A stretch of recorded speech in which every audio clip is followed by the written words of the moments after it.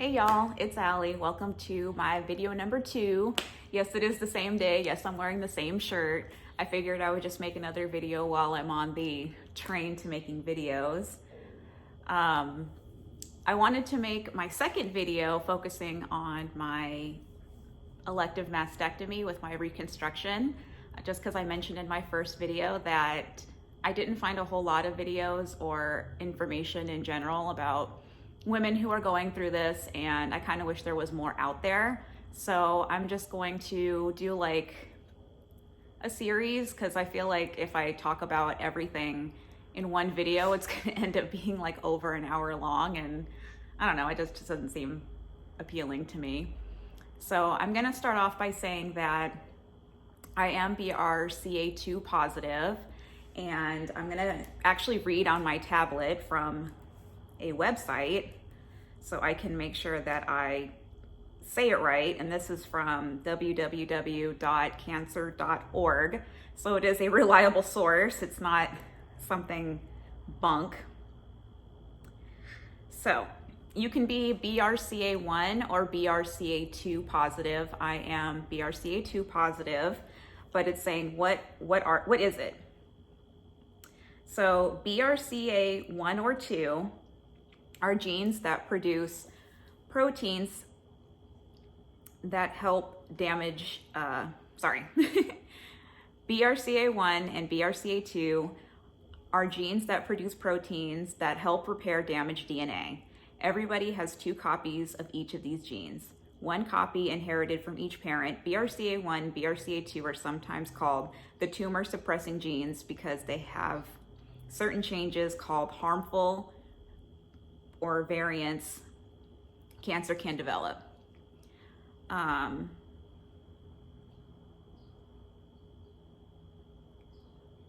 then it's saying for breast cancer, which is the reason that I went through the mastectomy, is it says you have a 45 to 69% chance to develop breast cancer by the age of 70 or 80 years old. There's also a high risk of ovarian cancer as well. It's lower for somebody who is BRCA2 positive. For example, 11 to 17% of women with BRCA2 will develop ovarian cancer, but if you're BRCA1, you have a 39 to 44% chance of developing the ovarian cancer. So about the same risk for breast cancer for BRCA1 or 2, but you do have a higher risk of having ovarian cancer if you're BRCA1, opposed to having BRCA2. So I'm just gonna kind of start off on how I found this out and a little back history. So let's see, my grandmother, I would say about maybe anywhere between 10 and like 13 years ago, she had a lump in her breast, and it was small enough for them to be able to do a lumpectomy on it. So she got a lumpectomy and it was good, it was done, no other issues, cool. After that, my aunt, and everybody that I'm talking about is on my mother's side, my aunt developed breast cancer, and she had gone through chemo and radiation, and she had a mastectomy to have her breast removed that was the one that had cancer in it. And then she started developing cancer in her other breast and had a mastectomy with that one as well. My mother, I want to say maybe it was about 13 years ago, maybe? I don't know, my timelines are all wrong, it doesn't matter. Anyway, my mother felt a lump in her breast, and she went to the doctor and found out that she had breast cancer. So she went through chemo and radiation, and she also had a mastectomy on her breast that was affected, which was her right breast. And then after that, she was getting checked for her left breast, and there was calcification in that breast, and the doctors were concerned that it could turn into cancer as well. So she ended up getting that one removed, and just as a preventative measure, like she didn't want to go through that all again. So she had both of her breasts removed and she had reconstruction on them. Well, my mom is always like somebody who always does a ton of research on things, and there is a lot of other cancers that run in my family, and specifically breast cancer, because it was my grandmother, my aunt, my mother. So she found out that you can actually do genetic testing to see if you have a higher likelihood of developing breast cancer, which would make you BRCA1 or BRCA2 positive. So my mother, we have Kaiser. We're fortunate enough to have Kaiser. We both have the same insurance. We're not on each other's insurance, but we just happen to both have Kaiser. So anyway, she went to Kaiser and she met a genealogist, which I always feel funny saying that. I just imagine like some doctor coming out in like a magic lamp. But anyway, she went to a genealogist and she got tested and she got her results, not that day. It was, I think, like a week or two later, that she was in fact BRCA2 positive. So she gave me all of her information and her diagnosis and her test results, and I made an appointment for myself with a genealogist to have the same test done. And I qualified to do that with Kaiser because my mother, I had somebody directly related to me, my mother, who was BRCA2 positive. So I did the test as well. And that was, when I got the test done, it was okay. I mentally, like, I was like, okay. And I just assumed that it would come back positive. Like, I just was like, this is going to be positive. Like, it's going to be positive. It is what it is, right? At least I'm trying to like be proactive. So then like a week or two goes by and the doctor calls me and asked me to come in and talk to her, the genealogist. So I went in and she's like, I liked her. She was really nice. She was all smiley and bubbly and, you know, hi, how are you doing? Oh, I'm good. You know, I went into the office with her, with my wife. My wife went with me for some support. Then girlfriend. And, you know, she's like, how you doing? We're good. So she's like, so I have your results. And I'm like, okay, you know, thinking like, okay, she's like really upbeat. Maybe it's not. And she goes, you're positive. It came out that you're positive. And I don't know why, but I knew that it was going to be positive. But when she told me that it was positive, I actually remember crying in her office. I'm sorry, I'm getting emotional. I actually remember crying in her office because just actually getting like, yeah, like that you're BRCA2 positive. And I know like, it's not like, I didn't have cancer. It's not like I was diagnosed with cancer or anything like that, but still it was really mentally overwhelming to hear. So anyway, I got the diagnosis and I got a referral to see a oncologist just to talk about options I have, like what I can do, things like that. So I did go to an oncologist after that, and basically there's like two things you can do to be proactive. Is you can do preventative like screening, which basically means getting a mammogram every 6 months and also a vaginal ultrasound.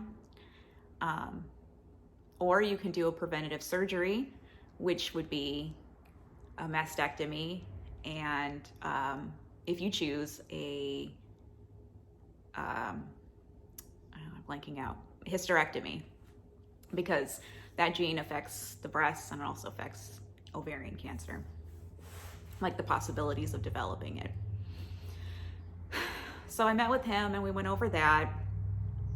Shortly after I got my diagnosis, Kaiser actually had a synopsis in one of their facilities where you can go, and it was this huge conference room, and all those bunch of women were there, and a bunch of women that were cancer survivors were there, and a bunch of people who were diagnosed like I was were there, and they had a panel of doctors talk and talked about your options and like what you can do and things like that. And of course you can just do nothing, like you don't have to do something, but if you wanted to, it just gave you all the information. And they had people who went through it talking. They had a Q&A where they had people ask questions if they had questions. So at that point I really didn't know what I wanted to do. So I did have mammograms quite a while in between those years of thinking about it. Yeah. So, sorry, I'm trying to gather my thoughts and think about what I want to say. So I did the mammograms for a while, and I knew like that eventually I wanted to, and I would have to get a mastectomy, because I saw firsthand from my aunt and my mom and the way that cancer affected them and the physical and mental toll it took on them.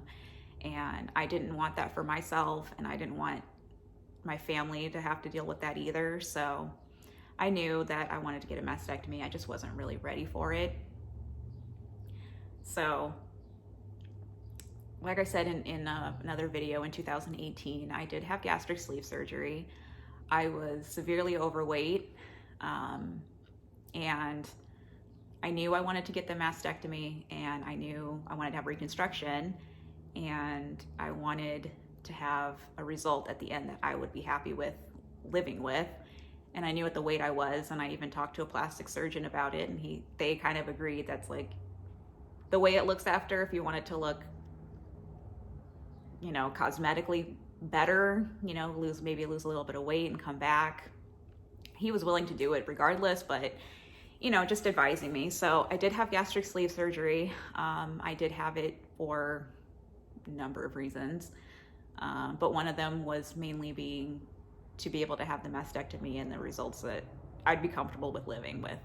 So after the gastric sleeve surgery, and after I got to the weight that I wanted to be, that I was happy and comfortable with, I did go back to see a plastic surgeon, and he went over everything with me. It was a consultation, different options. I can talk about different options in another video if you want, but I'm just going to talk about what I chose for myself. So what I chose to do was, well, I went in, I'll just say this part. I went into the doctor's office thinking, okay, I'm just gonna have the mastectomy, I'm gonna have my nipples removed, I'm gonna throw some implants in there, and I'm gonna call it a day. I mean, I know it's not easy like that, but that was my thought going into seeing the doctor. And the doctor said that implants do tend to need to be replaced every about 10 to 15 years.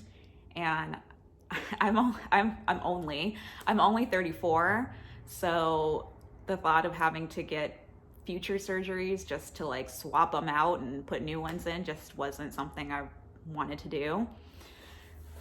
So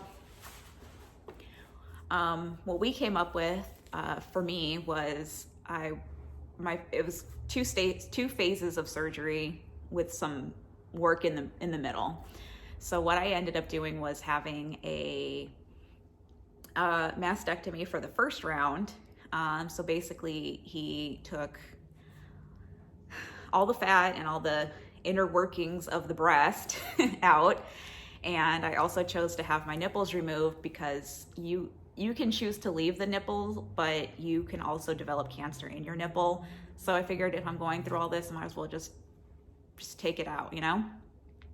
So I did that, and then in that phase of surgery, he also put in tissue expanders. So I had 2 tissue expanders, you know, obviously one in each breast, and he made a pocket and put them in. And when he put them in, he put them in half filled. And then I had a port right under my armpit, right here, where I would get the expanders filled up every couple of weeks, just with a little bit at a time, just to stretch the skin and make the size that I wanted. Now I had lost a significant amount of weight, so I did have abdominal skin, and I did have, even though I didn't think I had that much fat, but I did have like lingering fat in my abdomen. So after every couple of weeks of going and getting them filled, and I got to the size that I was happy with, the next phase of the surgery was to remove the tissue expanders and then also do a fat transfer. So what he did was he took the fat from my abdomen and he put it in my chest. And I also got a tummy tuck as well because I did have a lot of extra skin. So he was able to make me nipples with my abdominal skin. So basically what I have in my chest is my stomach fat and my stomach skin that are made into nipples. That second phase of surgery happened last November of 2020. I can go over mental health as far as all that goes, because right after I got the first phase of surgery with the expanders put in, COVID happened. I wasn't supposed to have the expanders in as long as I did, but Kaiser at the time was not doing, they were only doing life-saving surgeries. So I had to wait until some cases died down, and that was really hard to live with tissue expanders for like almost 10 months.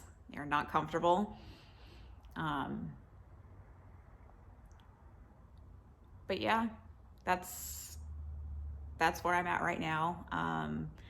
My doctor does want to do a scar revision surgery on me.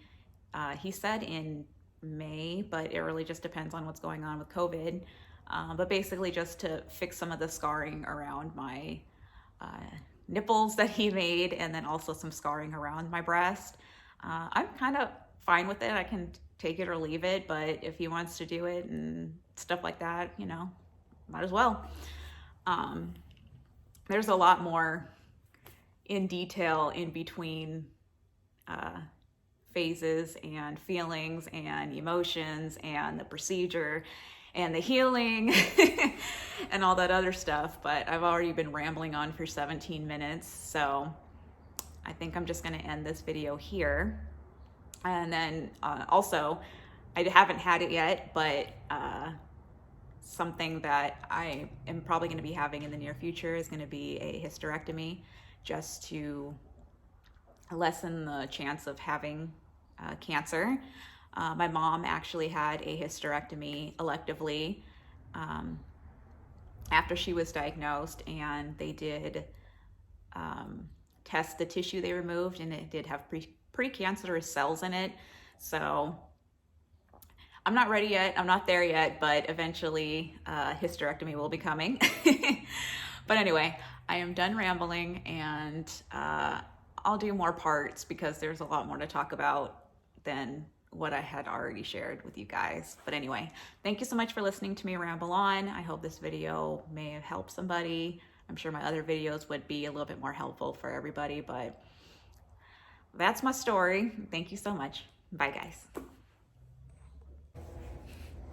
Hi guys, sorry, I'm editing myself at the very end because I did watch my video back and I realized like my explanation as far as to what the BRCA2 or positive actually, like what that actually means, didn't really come across very clear. So I'm also gonna just put in here, so BRCA1 and 2 are a human gene and its protein product respectively. So when you're BRCA1 or 2 positive and you do have a mutation, pretty much what that means is you do have typically you do have a tumor suppressing gene in your body, like an average person who is not diagnosed. And when you're BRCA1 or 2 positive, that means that that gene is not working. So you don't have anything fighting against tumors or tumor growth or development. So that's why you have a higher likelihood of having the cancer, because your body doesn't have that gene to help fight it off. So I just wanted to clarify that because, like I said, when I watched the video, the explanation didn't come out quite so clear. All right, thank you.